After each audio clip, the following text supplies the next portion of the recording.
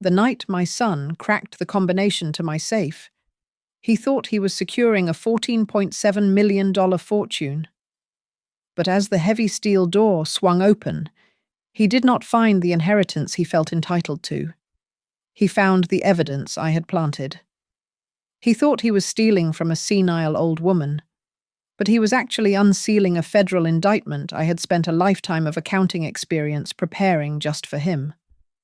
My name is Margaret Holloway, and at 62 years old, I have learned that the sharpest blade is not made of steel, but of silence.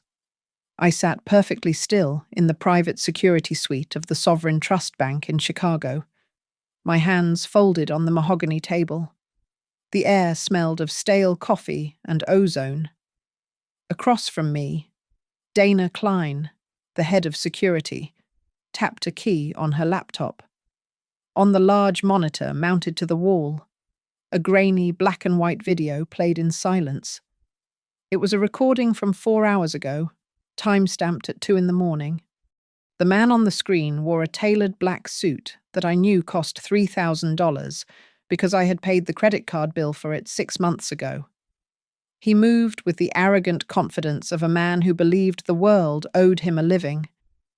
This was Lucas, my only son, my 34-year-old baby boy. On screen, Lucas knelt before the wall of safety deposit boxes. He consulted a piece of paper, his movements quick and jittery. He punched in the code. The heavy steel door of box 404 clicked open. I watched the color drain from his face, even in the monochrome footage. He had expected to see the culmination of my life's work stack after stack of bonds, deeds, and certificates totaling roughly $14.7 million. He reached inside, his hands trembling, but he did not pull out wealth. He pulled out a single, thick manila envelope. He froze. The video paused on his expression. It was a look of pure, unadulterated horror. Dana cleared her throat, breaking the heavy silence of the room. She looked uncomfortable, shifting in her leather chair. Mrs. Holloway. The agents outside need an answer before they proceed. This is highly irregular. Do you want to handle this as a family matter? Or do you want us to hand the evidence over to the authorities? She paused, her eyes filled with pity. Basing this on the value of the intended theft and the breach of banking protocols, this would be a federal felony. Are you sure you want to go down this road with your own son? I looked at the frozen image of Lucas. My left hand gave a traitorous tremor against the table surface, a biological reaction to the stress of a mother seeing her child in peril. But my mind was as cold as the winter wind whipping off Lake Michigan outside. This was not a shock to me. This was an appointment I had kept on my calendar for weeks. For decades, that box had held my safety net. It held the results of 40 years of climbing from a junior accountant to a chief financial officer. It held the legacy I had intended for my grandchildren. But tonight, that box was empty of money. You thought you were stealing from your mother?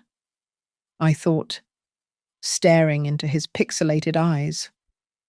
In reality, you just opened the case file for your own prosecution.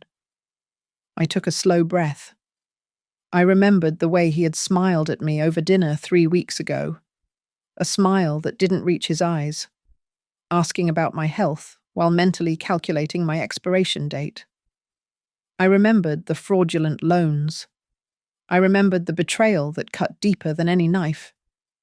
Mrs. Holloway Dana pressed gently. The FBI liaison is waiting. I turned to her. The pity in her eyes was misplaced. She thought I was a victim. She did not realize I was the architect. I smoothed the fabric of my skirt and offered her a smile as thin and sharp as a razor. He made his choice when he walked through those doors. Dana, let the law do its work. As Dana picked up the phone to seal my son's fate, I looked back at the screen one last time to understand how a mother could push her only child into the hands of federal agents. You have to understand that this didn't start tonight. We have to go back 3 weeks to a quiet evening in Santa Fe before anyone knew that my safe had become a trap. I am a woman of spreadsheets and calculated risks. Growing up in a middle-class suburb of Ohio, I learned early that $1 saved was freedom bought. I carried that philosophy through 40 years of corporate warfare, eventually retiring as the chief financial officer of Verdant Quasar Solutions. When I stepped down, I did not buy a yacht or a private island. I moved to the outskirts of Santa Fe, seeking the quiet dignity of the desert. My portfolio was diversified, consisting of real estate, government bonds, and blue-chip stocks. But the heart of my security lay in a private vault in a boutique bank in Chicago. It held $14.7 million in mixed assets. It was my life's blood, solidified into paper and gold. Then there was Lucas. My son lived in Los Angeles, styling himself a tech entrepreneur. He ran a startup focused on virtual real estate, selling plots of land in a digital universe that did not exist. The business magazines called him self-made. I read his balance sheets and called him over-leveraged. The distance between us had grown vast, widened by his marriage to Brianna. She was an influencer who believed wealth was something to be displayed rather than accumulated. She had a habit of reminding me that my money should flow downstream to the next generation while it could still be enjoyed.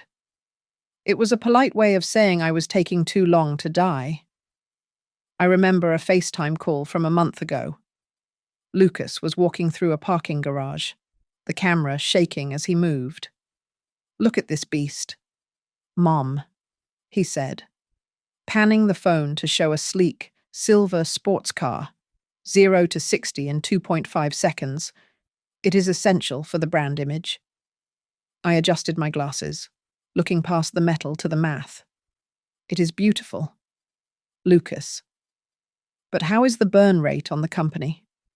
Did you secure the Series B funding you mentioned? His smile faltered for a fraction of a second.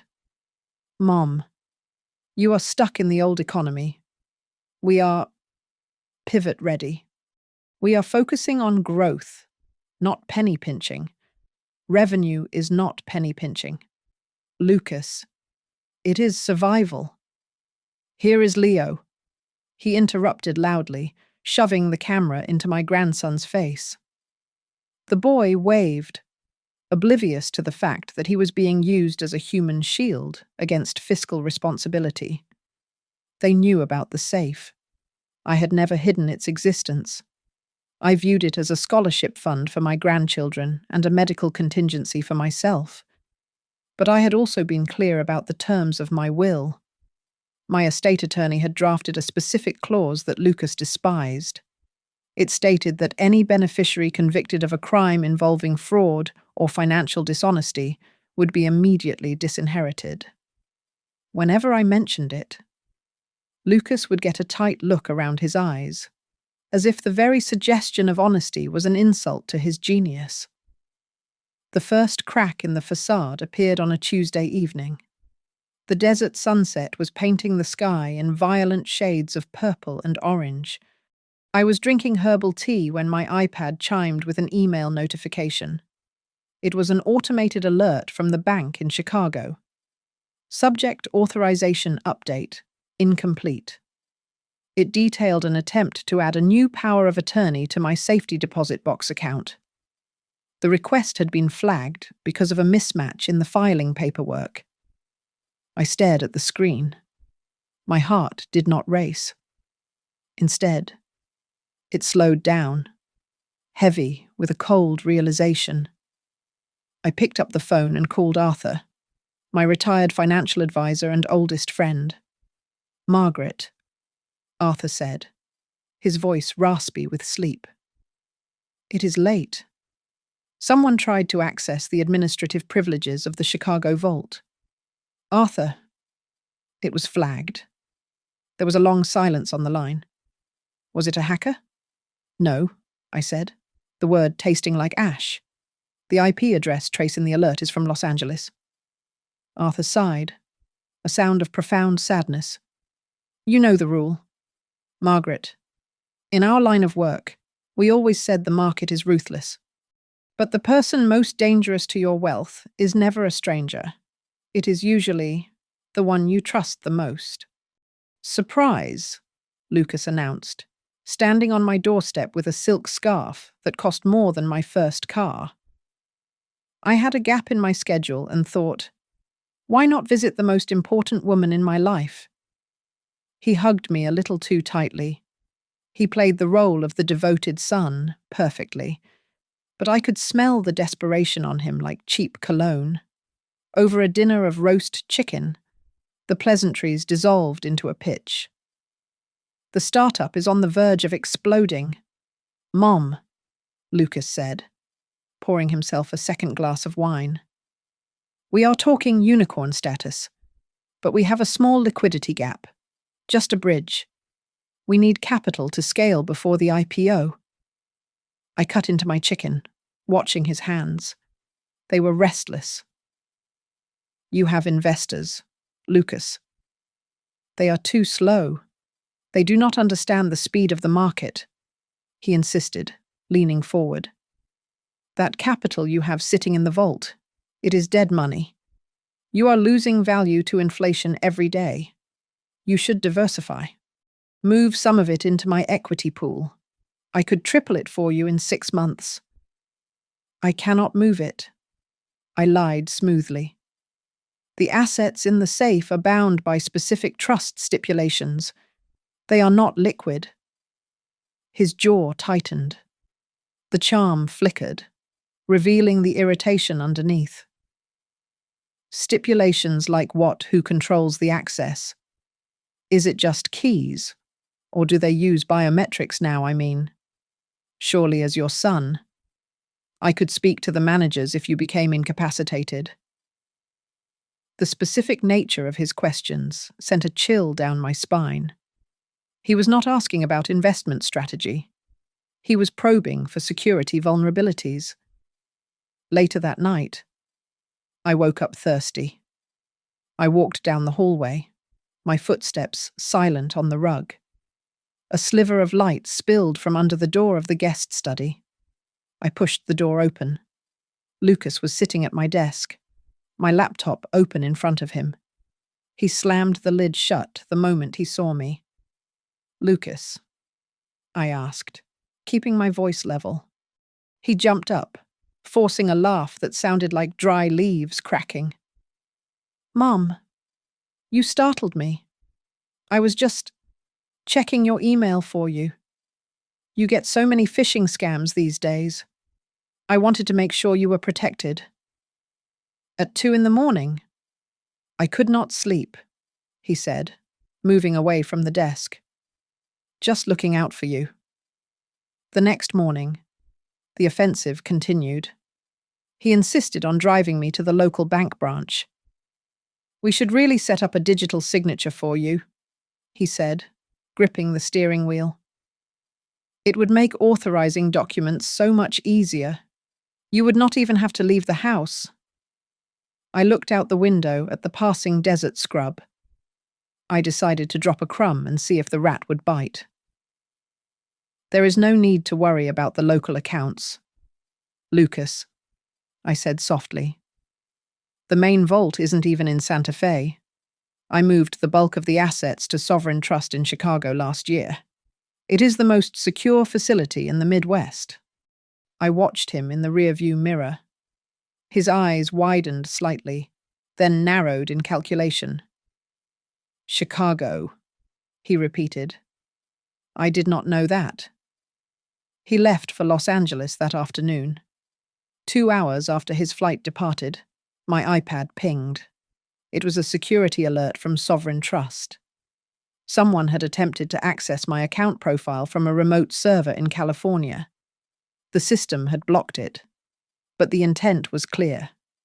I sat in my living room as the sun went down, the silence of the house pressing against my ears. My son was not just greedy, he was actively hunting me.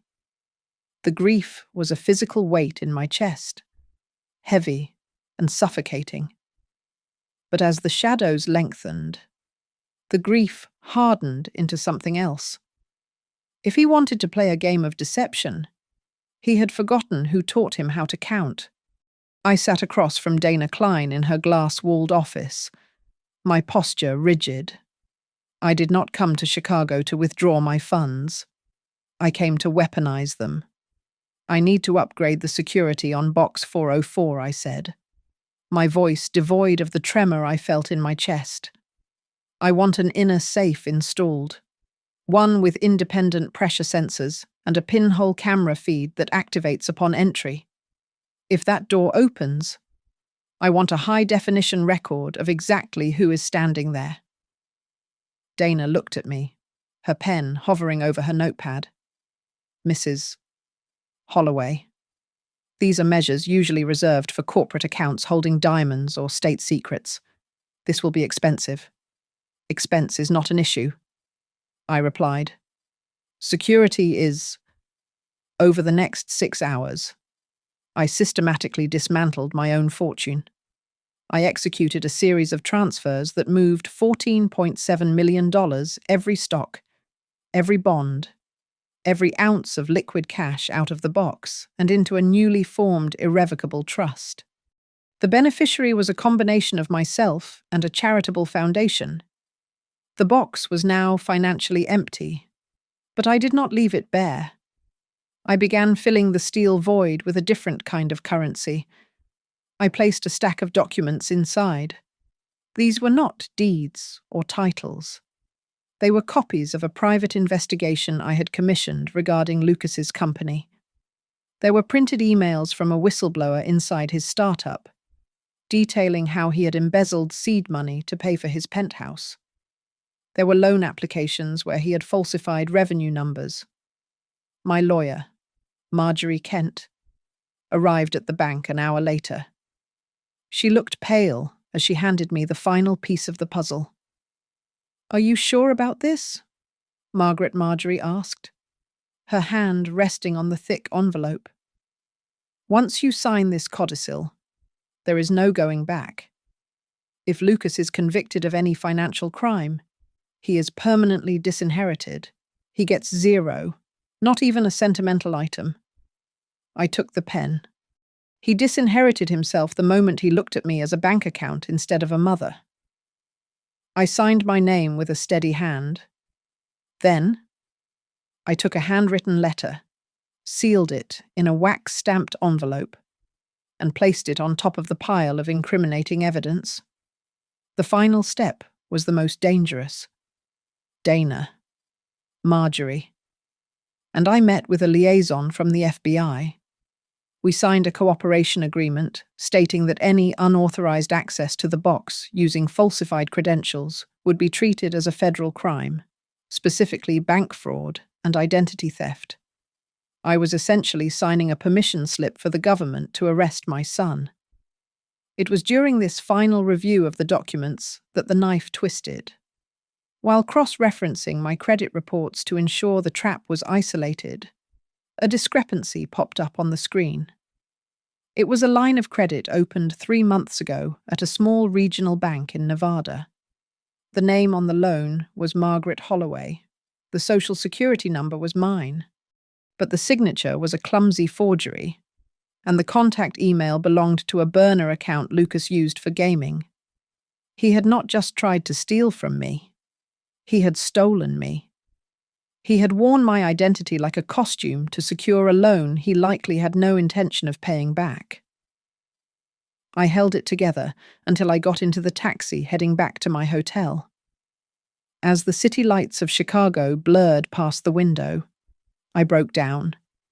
I sobbed into my scarf, my body shaking with the grief of a woman who realizes she gave birth to a monster. The driver glanced at me in the rearview mirror, but said nothing. By the time the taxi stopped, My eyes were dry. I paid the driver and walked into the hotel lobby. I told myself that if this was who Lucas truly was, it was better that he be exposed now, while I was alive to control the damage, rather than after I was dead and unable to protect my legacy. The next morning, I returned to the bank for one final check. I stood before the open safe. It looked exactly as it always had, imposing, heavy, secure. But inside, there was no wealth. There was only the truth about my son's life, waiting for him to find it. I whispered to the cold steel, "This is not a safe anymore. This is a Pandora's box. Lucas. And you are the one who is going to open it." I closed the door. The lock clicked with a sound like a gavel hitting a judge's bench. The trap was set. Marjorie and I did not stop at securing the physical assets. We needed to understand the enemy. And in this war, the enemy was my own flesh and blood. We hired a forensic accounting firm run by 3 retired IRS agents, men who had spent 30 years dismantling cartels and tax evasion schemes. They were not cheap, costing $400 an hour, but they were efficient.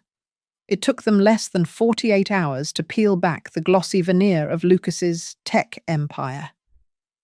We met in a windowless conference room. The lead investigator, a man named Henderson with eyes like flint, laid out the flowcharts. "It is a classic shell game, Mrs. Holloway," Henderson said, tapping a red circle on the whiteboard. "He has set up 5 limited liability companies in Delaware. He moves investor money from the main startup account into these shells, labeling them as consulting fees or software licensing. But the money does not go to developers. It goes to pay for his lease, his car payments, and his credit card bills." "So there is no product?" I asked, feeling a cold knot in my stomach. "There is a website," Henderson replied dryly. "But the back-end code, it is vaporware. He is selling tickets to a show that hasn't been written." That was expected. I knew Lucas was incompetent. I had not realized he was criminally negligent. But the next document Marjorie slid across the table was something I had not anticipated. It was a life insurance policy. "Margaret, you need to look at this," Marjorie said, her voice dropping to a whisper. "But please, prepare yourself." I put on my glasses. It was a term life insurance policy taken out 6 months ago. The insured was Margaret Holloway. The beneficiary was Lucas Holloway. The payout was $5 million. He bet against my life. I murmured. "Read the email attachment." "Margaret," Marjorie urged gently. My eyes scanned the printed email correspondence between Lucas and a freelance insurance broker. Hypothetically, Lucas had written, if the insured were to suffer a fall down a flight of stairs at home, or perhaps a single vehicle accident on a rural road, how rigorous is the autopsy requirement for a woman of her age? Would the payout be delayed by an investigation? The room spun. I had to grip the edge of the table to keep from sliding out of my chair. My son had not just been waiting for me to die. He had been shopping for scenarios. He asked about staircases, I whispered. The air leaving my lungs. I have a spiral staircase in the Santa Fe house. He walked down it with me last week. He held my arm. I remembered his grip. At the time, I thought it was affection.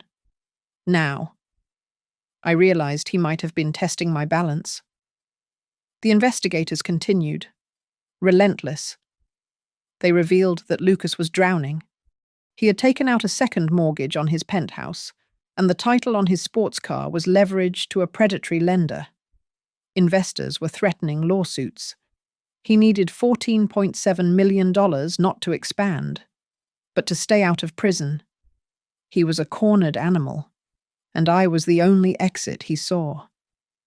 I pulled out my phone and opened social media. There was Lucas, posting a video just an hour ago. He was sitting in his car, wearing sunglasses, talking to the camera. Family is the anchor, the digital Lucas said, flashing a charming smile. You work hard so you can take care of the ones who took care of you. Keep grinding. It felt like a physical slap. My phone rang, startling everyone in the room. It was a number I did not recognize. I answered. Mrs. Holloway. This is Special Agent Jordan O'Reilly with the FBI. A crisp voice said on the other end. We have been coordinating with Dana Klein at your bank. We need to meet. I know about the fraud. I said, my voice sounding hollow. It goes deeper than the bank attempt. Ma'am? Agent O'Reilly said. We opened a file on your son 2 weeks ago after an anonymous tip from an angel investor. But we just flagged a new hit on your credit report. I closed my eyes. What did he do? We have evidence that Lucas used your social security number to co-sign a lease on a commercial warehouse in Nevada. O'Reilly said. He didn't just try to access your safe, Mrs. Holloway. He is actively assuming your identity to secure assets. That crosses the line into aggravated identity theft. I looked at the insurance policy on the table, then at the image of my smiling son on the phone screen. Do what you have to do. Agent O'Reilly, I said. And for the first time, I didn't feel like a mother protecting a child. I felt like a CEO liquidating a toxic asset. I am done protecting him. The notification arrived on my secure banking app at 4 in the afternoon. It was a sterile, automated message. Appointment scheduled access request by Lucas Holloway. Power of attorney. Attached was a PDF file containing a legal document with my signature at the bottom. The loop of the G and the cross of the T were perfect. They were too perfect. He had likely traced it from the birthday card I sent him last year. My phone rang seconds later. It was the bank. Mrs. Holloway, the verification officer said. We have a gentleman claiming to be your son requesting access tomorrow morning. He has submitted a power of attorney document. Do you authorize this visit? I took a deep breath, forcing a tremor into my voice to play the part of the confused, elderly mother. I did discuss this with him. I suppose he is just trying to help me organize things. Is the paperwork in order? It appears to be. Ma'am, if you confirm verbally, we will grant him entry. Yes, I said, closing my eyes. Let him in. I hung up. The trap was armed. That night, I sat in a short-term rental apartment overlooking the Chicago skyline. I could not sleep. Every time I closed my eyes, I saw Lucas at 5 years old, pedaling his bicycle down our driveway, screaming for me to watch him. He had been so innocent then. I wondered where that boy had gone, and when exactly he had been replaced by the predator who would walk into the bank tomorrow. I drank a glass of water, but my throat remained dry. I was grieving for a person who was still alive. The next morning, I was not in the lobby. I was in the secure observation room behind the main vault, standing between Dana Klein and Special Agent Jordan O'Reilly. Banks of monitors covered the wall. At 9 in the morning sharp, Lucas walked through the revolving doors. He looked impeccable. He wore a navy suit that fit him perfectly, and his hair was styled with precision. He walked with an air of tragic nobility. I watched on the high-definition screen as he approached the front desk. Good morning, Lucas said, his voice smooth and practiced. I am here on behalf of my mother, Margaret Holloway. She is. Unfortunately, her health has taken a turn. She is quite confused these days. I am just here to ensure her assets are secured for her medical care." "He is good," Agent O'Reilly muttered, crossing his arms. "He actually sounds like he cares." "He cares about the 14 million, I said, my voice flat. "Watch his hands." The teller led Lucas to the biometric security checkpoint. This was the moment that should have stopped him. The vault required 2 forms of authentication, a fingerprint and a retinal scan. Lucas placed his right thumb on the scanner. The light turned green. How Dana whispered, leaning forward. The wine glass. I realized, feeling sick. When he visited me in Santa Fe, he insisted on washing the dishes. He must have lifted a latent print from my glass and 3D printed a synthetic overlay. Then, Lucas leaned into the retinal scanner. He blinked. The machine whirred for a second before chirping its acceptance. "Contact lenses," Agent O'Reilly noted, writing something in his notebook. "High-resolution prints of your iris pattern embedded in the lens. This isn't a crime of opportunity, Mrs. Holloway. This is professional-grade espionage." My son had not just betrayed me. He had studied me like a lab rat. The heavy steel door to the private viewing room buzzed open. Lucas stepped inside, and the door sealed behind him with a magnetic thud. The audio feed in our room went silent, save for the ambient hum of the ventilation. I could hear my own heart hammering against my ribs, a frantic rhythm that hurt my chest. On the screen, Lucas stood alone. He took a deep breath, cracking his neck as if preparing for a workout. The mask of the concerned son dropped instantly. A look of hungry anticipation replaced it. He walked to box 404. He keyed in the pin, my birthday. He pulled the long metal box out and set it on the table. His hands were shaking, not with fear, but with greed. He threw the lid open. He froze. There were no stacks of cash. There were no bearer bonds. There was only a thick pile of manila folders, a black hard drive with a label that read, "Backup. Lucas, do not destroy," and a heavy, cream-colored envelope sealed with red wax. Lucas stared at the contents. He riffled through the folders, his brow furrowing as he saw the logos of the forensic accounting firm and the printed emails from his own secret accounts. He dropped the papers as if they burned his fingers. His eyes landed on the wax-sealed envelope. It had his name written on it in my handwriting. "Open it," I whispered to the screen, tears blurring my vision. "Go on." He picked up the envelope. He hesitated, looking around the small room as if sensing eyes on him. Then, with a sudden, angry motion, he ripped the envelope open. Ding! A red light flashed on Dana's console. Sensor triggered. Dana announced, "The subject has interacted with the bait package." Agent O'Reilly tapped his radio. "Target has engaged. Move in." I repeat. Move in. I watched my son pull out the letter, his face twisting in confusion, unaware that he had just rung the bell for his own destruction. Lucas pulled the single sheet of stationery from the envelope, on the high-definition monitor. I could see his eyes darting across the lines I had written just 72 hours prior. I knew the words by heart because they were the hardest sentences I had ever composed. Lucas. The letter began. "I remember the first time I paid off your credit card debt when you were 22. I remember the loan for the car you crashed. I remember every time I used my money to cushion your falls.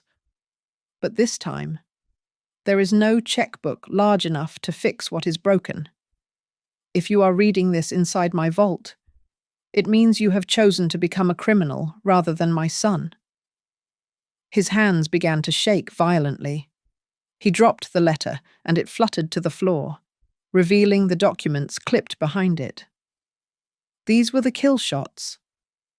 He stared at the forensic accounting report that detailed his shell companies. He flipped the page and stopped cold. It was the printout of his email to the insurance broker, the one where he asked about the payout timeline for an accidental fall down the stairs. "No," he whispered, the color draining from his face until he looked like a ghost. This is crazy." He frantically dug deeper into the pile. He found the copy of the loan application from the bank in Nevada, the one where he had forged my signature and used my social security number. Next to it was a handwriting analysis report confirming the forgery. He looked around the room, sweat beading on his forehead. His eyes landed on the black hard drive labeled backup. He believed he had deleted those files. He thought wiping his server had erased the trail of his embezzlement. He did not know that money leaves a ghost, and I had hired people who knew how to speak to the dead data. Desperate. He pulled a slim laptop from his leather satchel.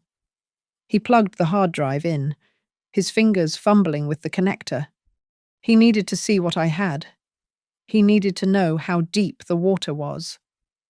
The moment the drive connected to his computer, the magnetic lock on the vault door disengaged with a loud clank. Lucas spun around in his chair. The door swung open. Special Agent O'Reilly and Dana Klein stepped into the small room, followed by two uniformed officers. "Step away from the laptop," O'Reilly barked, his hand resting on his holstered weapon. "Lucas Holloway, keep your hands where I can see them." "Wait," Lucas screamed, jumping up and holding the papers like a shield. "You do not understand. I have authorization. I have power of attorney. My mother. She is sick. She signed this." Agent O'Reilly did not blink. He pulled a tablet from his jacket and held it up. It played the footage from 10 minutes ago, a close-up of Lucas inserting the fake contact lens into his eye to bypass the retinal scanner. "We know about the lenses, Lucas," O'Reilly said, his voice dropping to a terrifying calm. "We know about the fingerprint overlay. We have the warrant.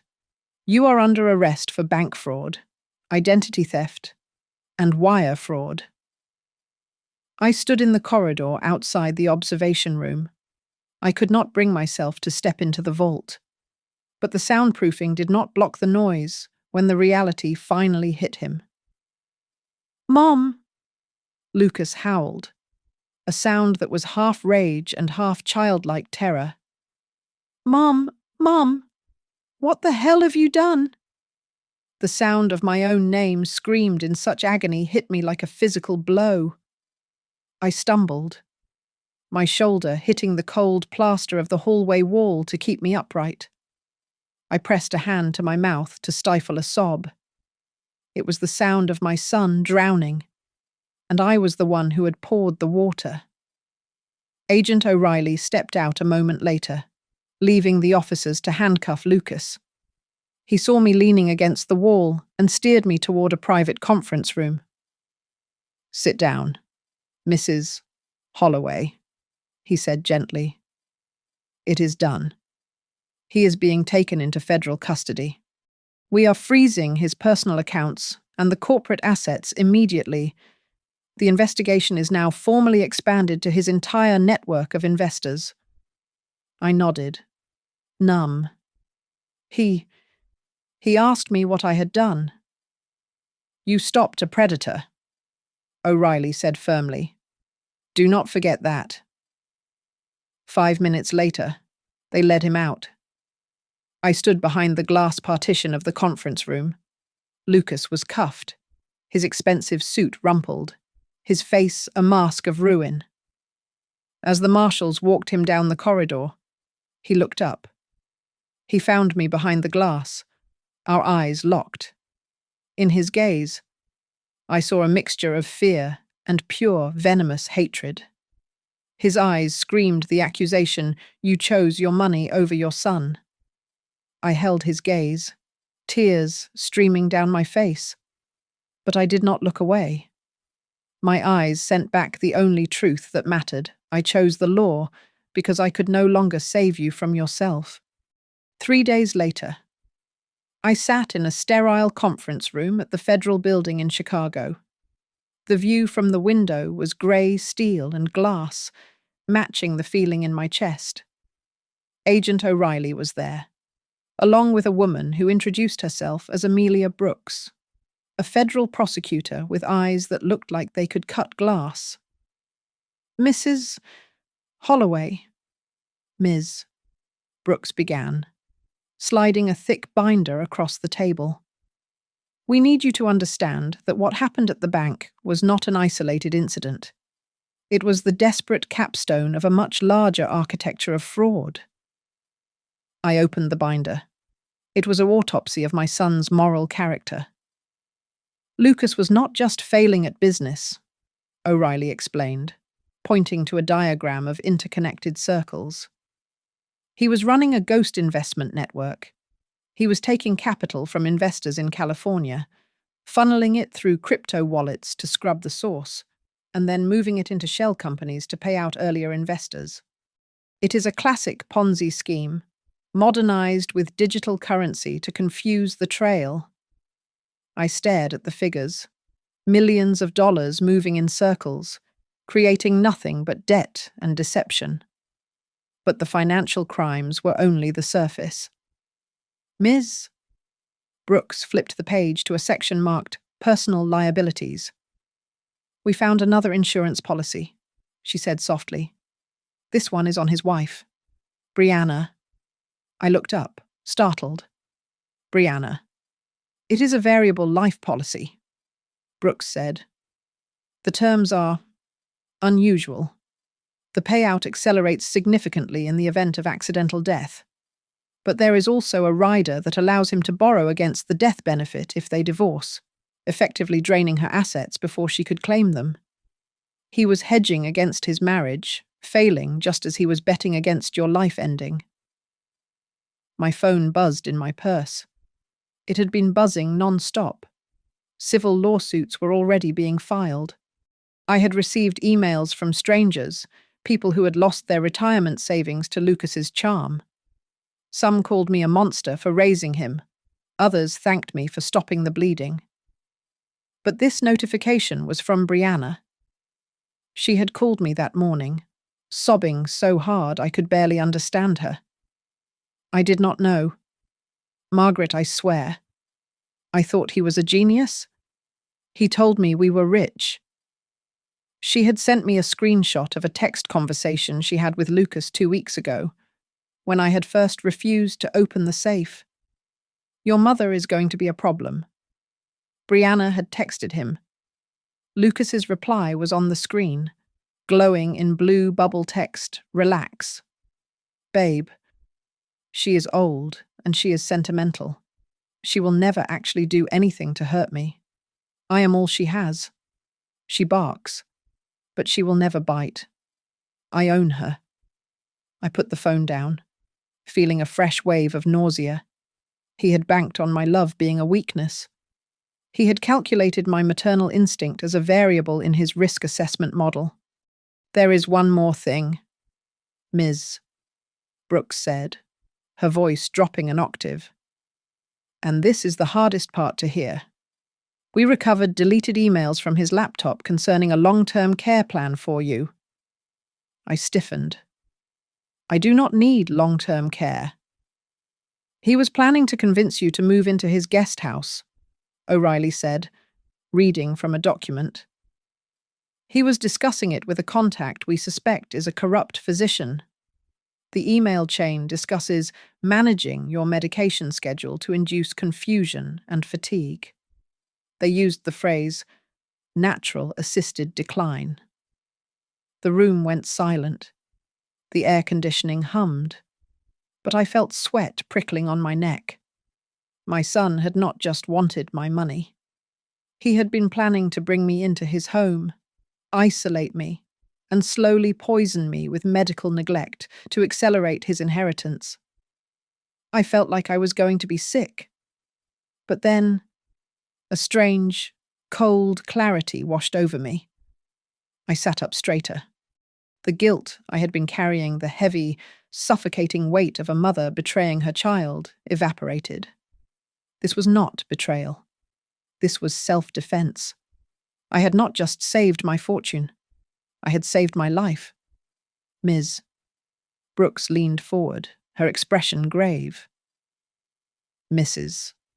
Holloway, the indictment is ready. We are charging him with securities fraud, money laundering, aggravated identity theft, and conspiracy to commit wire fraud. You are listed as a primary victim. If this goes to trial, we need to know if you are prepared to take the stand. Can you testify against him?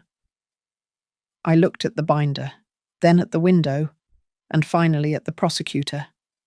I thought of the little boy on the bicycle, and I realized he had died a long time ago. The man in the holding cell was a stranger who had planned my murder.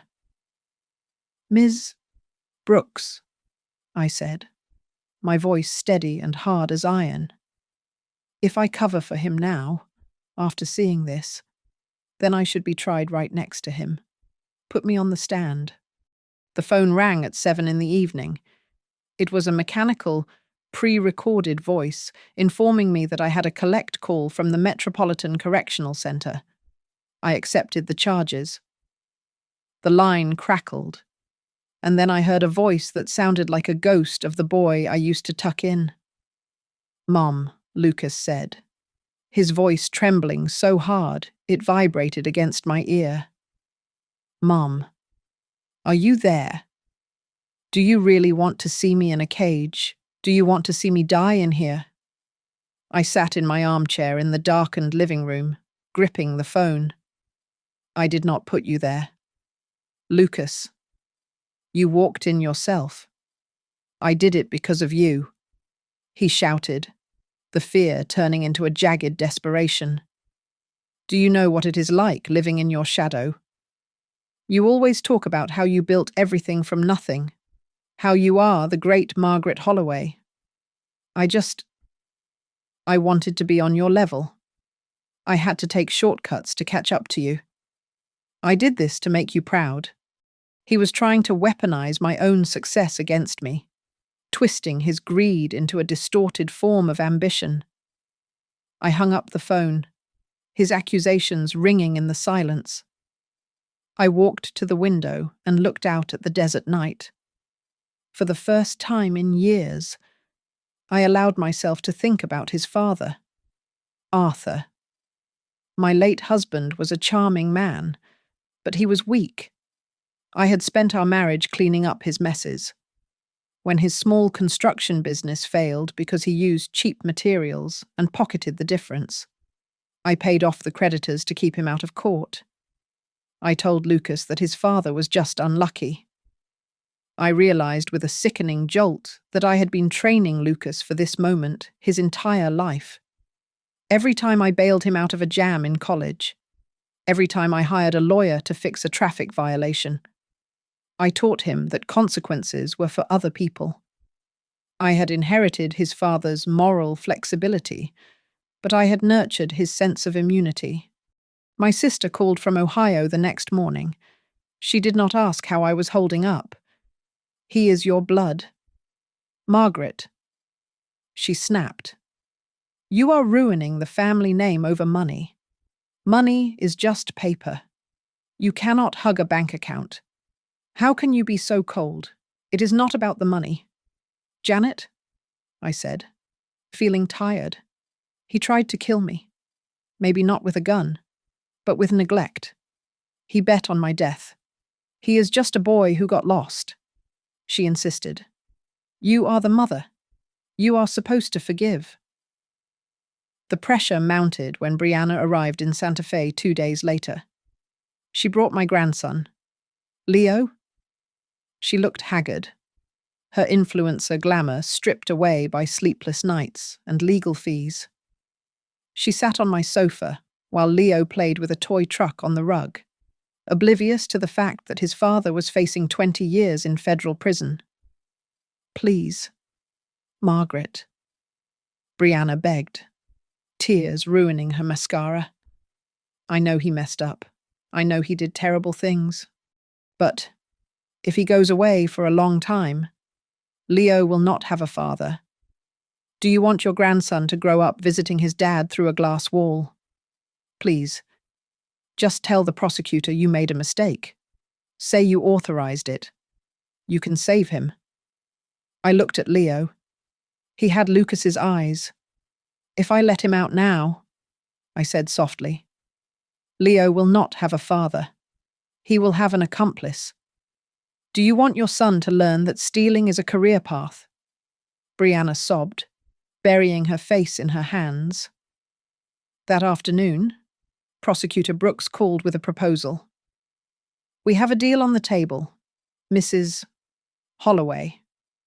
If Lucas pleads guilty to all counts and provides a full allocution regarding the money laundering network, we can recommend a sentence of 8 years with a possibility of parole in 5. But the deal requires the consent of the primary victim. That is you. 5 years. He could be out in 5 years."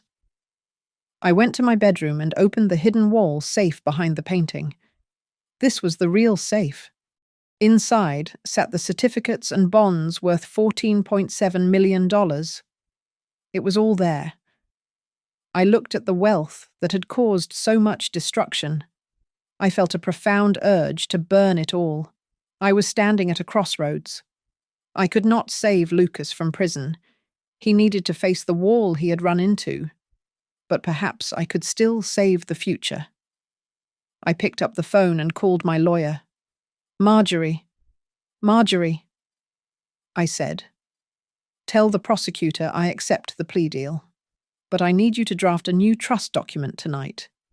It is for Leo." "Okay," Marjorie said.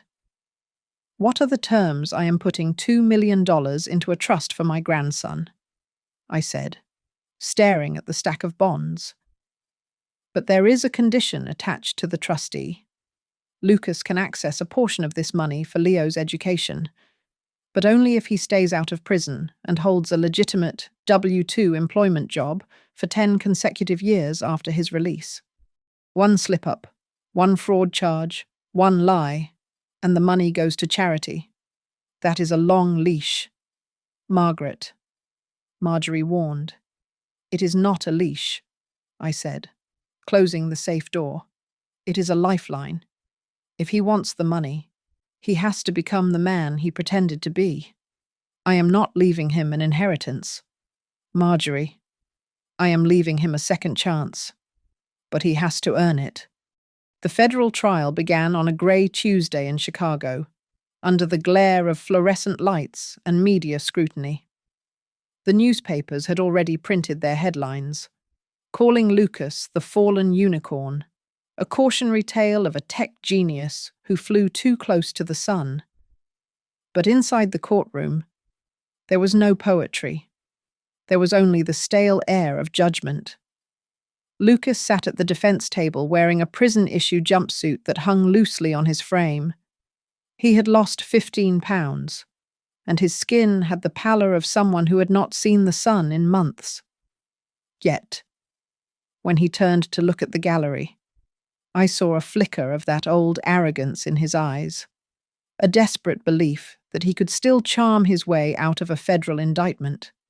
His defense attorney, a slick man with a $3,000 suit, spent his opening statement painting a picture of a misunderstood visionary crushed by the weight of societal pressure and a cold, unyielding mother. When I took the stand, my hands trembled slightly, but I kept my voice as steady as a ledger entry. I recounted every detail. I told the jury about the first email notification regarding the unauthorized access. I described the forged power of attorney document, the one where he had traced my signature with the precision of an artist. "He did not want to help me," I said, looking directly at the jury. He wanted to erase me.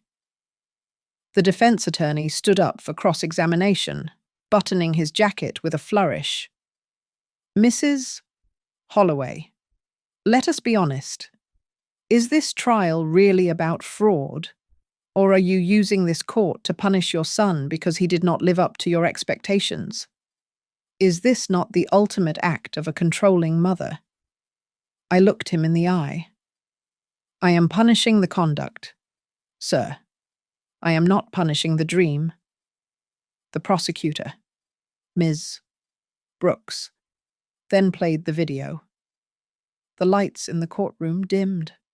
On the large screens, everyone watched the black and white footage of Lucas entering the vault. They watched him bypass the retinal scanner with his fake lenses. They watched the greed on his face as he opened box 404 and the crushing realization that followed. When the video ended, the silence in the room was absolute. It was the sound of 50 people realizing that the defendant had not just been caught. He had been outsmarted by the very person he tried to victimize. Lucas suddenly stood up, ignoring his lawyer's hand on his arm. He turned to face me in the witness box. "You set this whole thing up!" Lucas shouted, his voice cracking with emotion. "You always have to control everything. This is the first time I have ever seen you unable to control your own emotions." I did not speak. I did not need to. In my heart, and in the look I gave him, I answered him, "You are wrong. This is the first time I have stopped controlling the consequences for you." The jury deliberated for 6 hours. When they returned, the foreman read the verdict. Guilty on all counts: securities fraud, wire fraud, aggravated identity theft, conspiracy to defraud a financial institution. The judge set a sentencing date and ordered immediate restitution of all stolen funds. As the marshals moved to handcuff him, Lucas looked back at me one last time. His eyes were a chaotic mix of hatred and a silent, terrified plea. He looked like a child who had broken a vase and was waiting for me to fix it. But I stayed seated.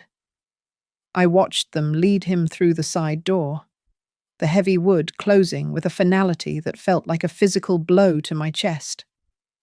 I had lost my son, but this time, it was the truth that took him, not a lie.